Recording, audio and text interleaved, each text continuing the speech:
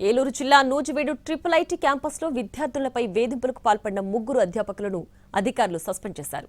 అసభ్యకర మెసేజ్లు పంపి పీయూసీ చదువుతున్న 3 విద్యార్థులను అధ్యాపకులు వేధిస్తున్నట్లు ఫిర్యాదులందాయి. దీంతో విచారణకు ఆదేశించారు క్యాంపస్ డైరెక్టర్. ప్రాథమిక చర్యల కింద ఆరోపణలు ఎదుర్కొంటున్న అధ్యాపకులను సస్పెన్షన్ చేస్తూ ఆదేశాలు జారీ చేశారు.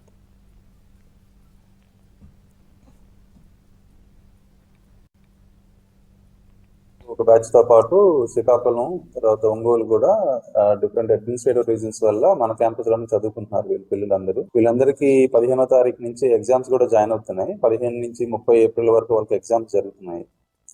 సో ఈ టైంలో కొంతమంది పిల్లలు కొంచెం వాళ్ళకి వాట్సాప్ ద్వారా ఫ్యాకల్టీ కొంతమంది అబ్జెక్షనబుల్ మెసేజ్ వస్తాయని నా దృష్టికి వచ్చింది.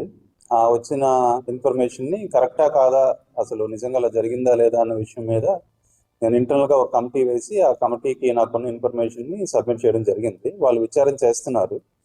ఎగ్జామ్స్ టైం కాబట్టి పిల్లలు కూడా వాళ్ళు మరి ఇబ్బంది పడకుండా వాళ్ళు విచారణ చేస్తున్నారు. విచారణ జరిగిన తర్వాత వాళ్ళు ఇచ్చిన రిపోర్ట్ ఆధారంగా డెఫినెట్ గా ఏమైనా తప్పులు జరుగుంటే మాత్రం వాటికి రూల్స్ ప్రకారం అన్ని యాక్షన్స్ తీసుకుంటాం.